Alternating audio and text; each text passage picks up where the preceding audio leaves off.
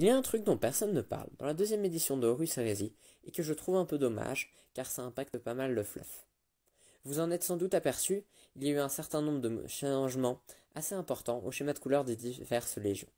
Je ne parlerai pas par contre ici des petites modifications de symboles d'épaulières car je trouve ça tout de même assez secondaire. D'abord la légion qui a eu le plus gros changement, les Thousand Sons.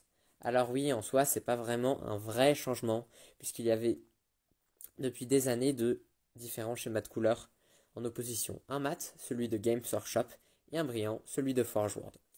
En soi, les deux sont bien, mais j'avais une petite préférence pour le brillant, bien plus propre.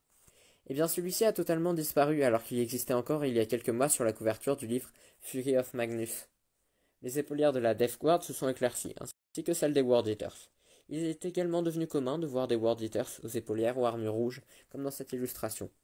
Ensuite, les escouades de Destroyers ont eu leurs armures refaites en noir, depuis le tome d'Exemplary Battle sur les ultramarines. Voyez ici leur schéma de couleur pour les Sons of Horus, la légion du maître de guerre.